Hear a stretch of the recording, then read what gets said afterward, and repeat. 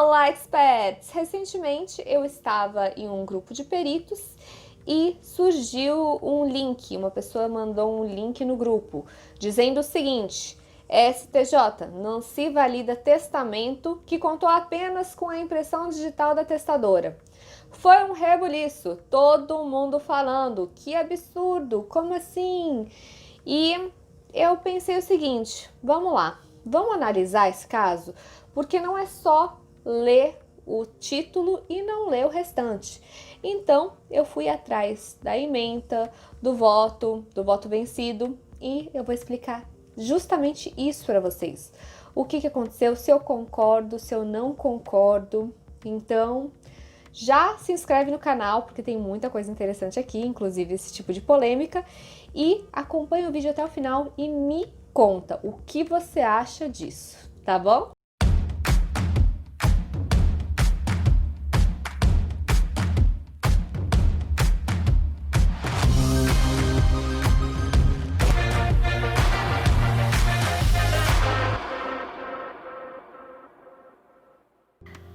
Bom, de nada adianta falar que é um absurdo sem explicar o porquê, quais são as falhas desse processo. Então vamos lá, eu peguei a ementa e eu vou ler aqui com vocês alguns pontos que eu achei interessantes.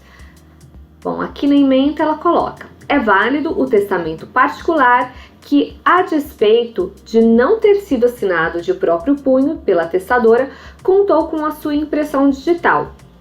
No caso, realmente, no caso da impressão digital, ela estava ali presente porque foi aposta a sua impressão digital. Porém, será que ela estava consciente nesse ato?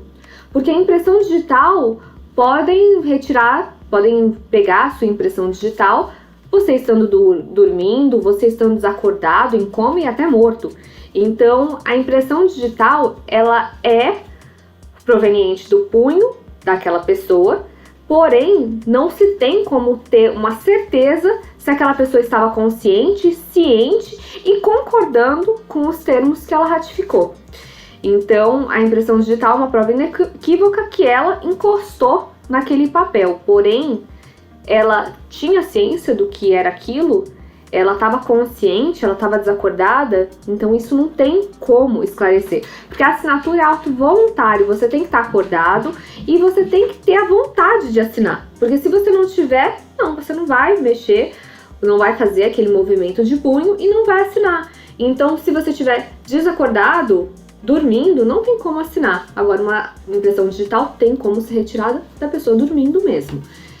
4. Em se tratando de sucessão testamentária, o objetivo a ser alcançado é a preservação da manifestação de última vontade do falecido, devendo as formalidades previstas em lei serem examinadas à luz dessa diretriz máxima, sopesando-se sempre, casuisticamente, se a ausência de uma delas é suficiente para comprometer a validade do testamento em confronto com os demais elementos de prova produzidos, sob pena de ser frustrado o real desejo do testador. Aí é que tá.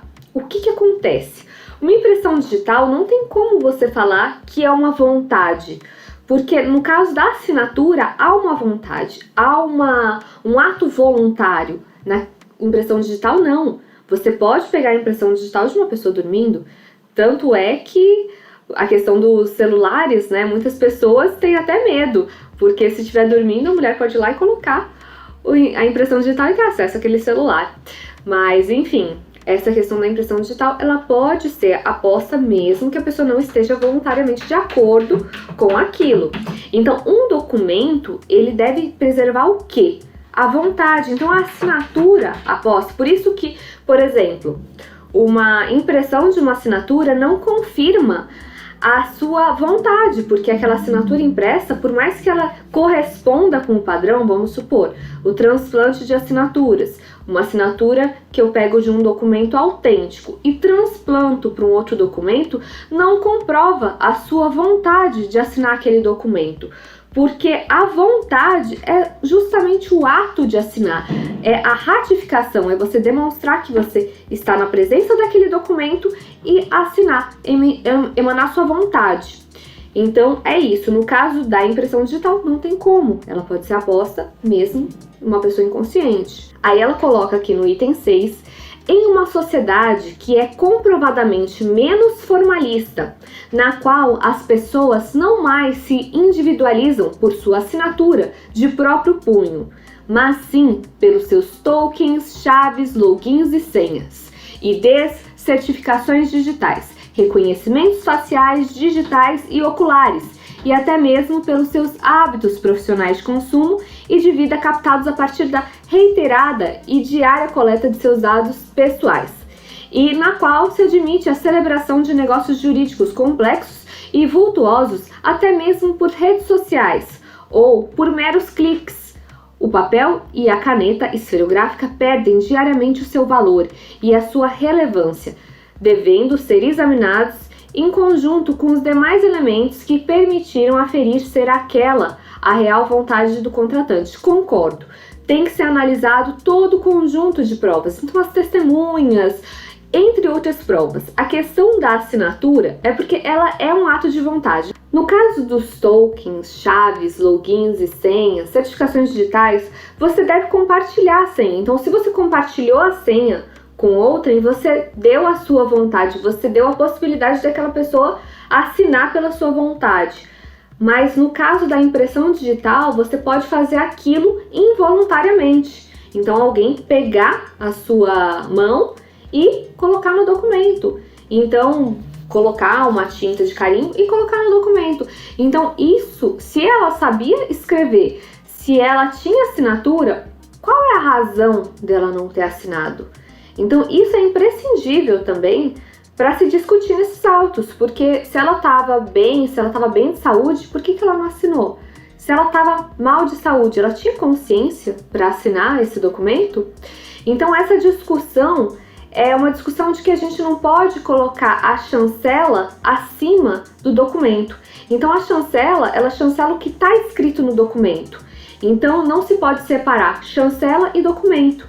O documento, ele vem com aquela vontade que a chancela vai chancelar, que a assinatura vai chancelar. Só que o documento, ele deve estar claro para aquela parte. Senão, uma pessoa chancelar qualquer coisa, isso perde a função da chancela, porque a chancela é justamente você ratificar, é você dar a sua vontade, é você emanar a sua vontade para aquele ato.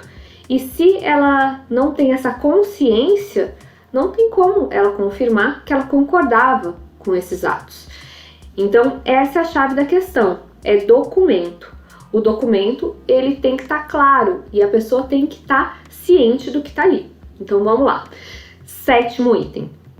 A regra segundo a qual a assinatura de próprio punho é requisito de validade do testamento particular, pois traz consigo a presunção de que aquela é a vontade real do testador, tratando-se todavia de uma presunção iuris tantum, admitindo-se ainda que, excepcionalmente, a prova de que, se porventura ausente a assinatura nos moldes exigidos pela lei, ainda assim era aquela a vontade real do testador. A questão é, ela pode até falar que concorda, que aquela era a vontade do testador, mas por outras características, então por testemunhas, mas não por não ratificar essa impressão digital no documento. É essa a questão que eu achei que prejudicou a área da documentoscopia, porque você imagina essa permissão em diversos casos. Então a pessoa surge ali com um contrato, com uma impressão digital, com um testamento, com uma impressão digital, e fala ali que esse documento ele é válido porque o STJ tem uma jurisprudência naquele sentido. Então é um absurdo porque essa pessoa não vai ter outras provas e vai se valer de uma jurisprudência. Então, assim, são todos... Ela deveria deixar mais claro que não foi pelo testamento, e sim pelo conjunto probatório. Então, isso que eu achei que poderia ter sido melhorado aqui nesse acórdão. Mas depois eu vou ler o voto vencido, que eu achei super interessante. Eu compartilho do que ele está escrevendo, eu acho que faz todo sentido. O ministro fez um voto vencido, apesar de vencido, foi excelente. Eu vou ler depois para vocês. Vamos terminar aqui. Esse aqui é o voto da doutora Nancy, ministra do STJ, que foi quem decidiu foi o voto que foi vencedor e que gerou essa jurisprudência que a gente está repercutindo principalmente no âmbito da grafoscopia. Hipóteses em que, a despeito da ausência de assinatura de próprio punho do testador e do testamento ter sido lavrado a rogo quer dizer a pedido, e apenas com a aposição de sua impressão digital, não há dúvidas acerca da manifestação de última vontade da testadora. Aí é que eu não concordo, porque o que acontece? A questão é a ausência da assinatura e a impressão digital. A impressão digital em si, ela não é uma prova cabal da manifestação de última vontade. Ela falar que foram pelas testemunhas, conjunto probatório, tudo bem, mas a impressão digital, ela não prova a vontade da pessoa. Essa que é a questão. Então, nesse caso aqui, eu li a ementa e os senhores ministros Vilas Boas Cueva, ele divergiu. Eu vou ler o voto dele depois para vocês entenderem que eu achei super consciente e de acordo com o que eu penso. Foram junto dele o ministro Raul Araújo, Paulo de Tarso Sanseverino, e os ministros que foram convergentes com a senhora ministra Nancy, que foi essa que eu li a ementa agora, foram os ministros Antônio Carlos Ferreira, Marcos Buzzi, Marcos Aurélio Belize, e acompanharam a relatora, a senhora ministra Isabel e a senhora ministra Nancy, que foi relatora e a presidente. Então, essas ministras votaram a favor e foi o voto vencedor. O voto vencido foi o do ministro Vilas Boas Cueva, que eu vou ler agora para vocês. Esse foi o voto vencido do ministro Ricardo Vilas Boas Cueva. Ele foi bem coerente, bem conservador. Eu gostei muito da exposição dele. Eu selecionei alguns trechos para comentar aqui com vocês. Cinge-se a controvérsia a determinar se pode subsistir o testamento particular formalizado sem um dos requisitos exigidos pela legislação de regência, no caso, a assinatura do próprio punho do próprio testador. O artigo 1876 do Código Civil diz o seguinte: o testamento particular pode ser escrito de próprio punho ou mediante processo mecânico. Parágrafo 2º. Se elaborado por processo mecânico, não pode conter rasuras ou espaços em branco, devendo ser assinado pelo testador, depois de ter lido na presença de pelo menos 3 testemunhas, que o subscreverão. Então a gente vê todo um cuidado para a preservação do documento. Então a questão de não conter rasuras, espaços em branco, assinatura e também as testemunhas. Então a assinatura é a comprovação de que a pessoa estava de acordo com o que estava ali escrito. A rasura é porque não houve nenhuma modificação posterior. E as testemunhas são de que esse testamento foi lido. Então essa pessoa que está assinando, ela está de acordo. Então isso é muito importante. Um documento, ele emana uma vontade, ele diz ali alguma informação, ele consta alguma informação e quando ratificado, ele emana a vontade do assinante. Então isso é muito importante para a preservação dessa vontade. Se houver alguma modificação documental, se houver alguma alteração, ou então até mesmo se for assinado em branco, então tudo isso, o documento ele tem que ter essa segurança, porque senão é meramente uma assinatura, mero aposto de uma impressão digital, não diz a vontade. Aqui também ele consta um julgado apontando-se preterição de formalidade essencial, leitura do testamento perante as 3 testemunhas, quando as provas dos autos confirmam de forma inequívoca que o documento foi firmado pelo próprio testador, por livre e espontânea vontade e por 3 testemunhas idôneas, não pairando qualquer dúvida quanto à capacidade mental do decujus, no momento do ato. Capacidade mental. Outra questão. Uma pessoa que assina ela já está emanando a sua vontade, ela não está morta. Uma pessoa que está morta pode apostar sua impressão digital. Aliás, ela não, né? Alguém vai fazer isso por ela, mas pode pegar a impressão digital. Ou então desacordada. E no caso, a capacidade mental, ela tá ali ciente. Então, se essa pessoa estiver desmaiada, estiver desacordada, ela não vai ter essa consciência. E isso permite retirar uma impressão digital, se a pessoa estiver desacordada. Não há necessidade dela assinar. Aqui tem um outro trecho que eu achei interessante. Pois não param dúvidas que o documento foi firmado pela testadora de forma consciente e em pleno uso de sua capacidade mental. É muito importante isso, a capacidade mental. Então, se essa testadora não tinha capacidade mental, ela não vai conseguir assinar.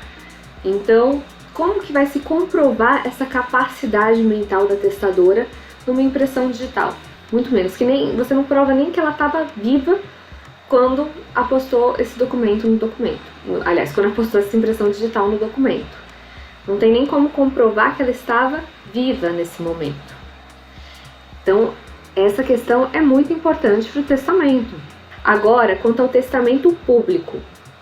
Dispõe o artigo 1865 do Código Civil que, se o testador não souber ou não puder assinar, o tabelião ou seu substituto legal assim o declarará, assinando, neste caso, pelo testador, e a seu rogo uma das testemunhas instrumentárias. Então, no caso, se a pessoa não puder assinar e quiser emanar sua vontade, faça um testamento público. Tem toda a sua formalidade para quê? Para garantir a fidelidade a essa vontade. Então, se o testador não puder, tem que ter o tabelião vai declarar essa vontade. Então, nesses casos, você tem uma formalidade, você tem um cuidado com aquele documento, com a prova, com a vontade. O testador saiba e possa assinar de modo a garantir a legitimidade da disposição de última vontade, não se admitindo a assinatura a rogo ou por meio de impressão digital. Tá bem claro isso. Se a pessoa sabe assinar, por que de só colocar a impressão digital? Será que essa pessoa estava consciente naquele momento? Será que a pessoa podia constituir um ato de vontade naquele momento? Ou ela não estava acordada, estava desacordada, estava com a sua capacidade comprometida? O que aconteceu para ela não assinar e sim só apostar a sua digital? Essa é a questão. Aí ele coloca aqui: essa é a vontade uníssona da doutrina especializada. Para que teste sobre a forma hológrafa, tem o dispoente de saber e poder assinar. Não se admite na espécie a assinatura a rogo do testador. E se o testador prefere escrever o testamento do próprio punho, tem de fazê-lo pessoalmente, não permitindo a escrita a rogo. Então, essa questão aqui é importante. Para quê? Para que, se ele quer isso, ele tem que provar que ele tem essa vontade. Então, no caso, esse de forma hológrafa, é que sem assinatura, tá bom? Hológrafa é sem a assinatura. Consta no voto dele a doutrina, a voz uníssona da doutrina especializada. Para que se teste sob a forma hológrafa, ou seja, sem a presença das testemunhas, tem o disponente que saber e poder assinar. Não se admite na espécie a assinatura a rogo do testador. E, se o testador prefere escrever o testamento do próprio punho, tem de fazê-lo pessoalmente, não se permitindo a escrita a rogo, ou seja, a escrita a seu pedido. Então tem todos os requisitos, tudo bem, não vai ter as testemunhas, mas tem toda uma formalidade a ser obedecida, que é essa que a gente está vendo. Não se admite essa assinatura a rogo. Tem que ter a testemunha, um tabelião, mas não pode o documento carecer dessa formalidade, porque isso é que vai atestar a vontade. E, por fim, o ministro negou o provimento ao recurso especial, não reconhecendo o documento, pelo não reconhecimento do documento.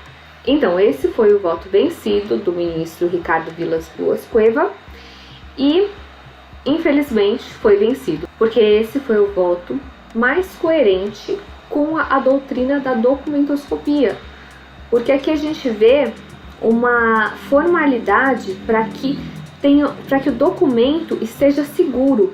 E no caso da documentoscopia, só uma assinatura ela tem que ser analisada. Por quê? Porque a assinatura, mesmo que, nossa, mas a assinatura ela corresponde com aquela assinatura. Tudo bem, a assinatura ela corresponde com a assinatura autêntica daquela pessoa. Porém, ela está no documento, porém, ela foi inserta antes ou após o texto. Então, a gente tem toda uma formalidade para garantir a integridade daquele documento, a autenticidade, garantir que aquela parte não teve nenhuma outra fraude. Não estou falando de fraude, mas calma aí, não alterou o documento. A questão não é essa, pode não ter alterado o documento, mas será que aquela impressão estava consciente do que estava escrito naquele documento? Porque se ela não tiver consciência, é a mesma coisa de um transplante de assinaturas. Ele não vale nada. Esse caso me chocou muito porque diariamente eu vejo fraudes. Fraudes como assinatura transplantada ou então falsidade de assinatura. E a questão é o seguinte, o que é isso? A falsidade, o transplante de assinatura, nada mais é do que aquela pessoa não tinha ciência, ela não tinha a vontade daquilo. Ela não comprovou essa vontade. Então, uma impressão digital, ela não comprova. Assim como o transplante de uma assinatura, tudo bem, assinatura transplantada, utilizar uma assinatura autêntica para o transplante, tudo bem, mas aquela pessoa não assinou, ela não emanou a vontade dela para aquele documento. Então, a questão principal é que o documento ele vai atestar uma vontade. No caso desse caso aí, a última vontade de uma pessoa. Então, será que ela tinha realmente essa última vontade? Ou será que pegaram o dedo dela e colocaram no documento, sendo que ela não tinha ciência disso? Então, essa é a questão principal e que eu resolvi, por isso, fazer esse vídeo. Então, se aparecer algum testamento com a minha digital, não fui eu, gente, não reconheçam, independentemente de voto, ementa, jurisprudência, o que for, tá bom? Então, eu agradeço você que ficou até aqui, esse vídeo ficou longo, mas espero que você tenha gostado. Comente aqui o que você acha do caso, por favor, eu quero ouvir vocês, o que vocês acham desse caso, e comenta, se tiver alguma dúvida também comenta. Não esquece, inscreva-se no canal, curte esse vídeo, porque assim a gente pode chegar a mais pessoas. E envia para todo mundo, que você conhecer, envia para as pessoas que possam interessar nesse vídeo, advogados, juízes ou estudantes de criminalística, criminologia. Então, pode passar para todo mundo e um ótimo dia para vocês. Até o próximo.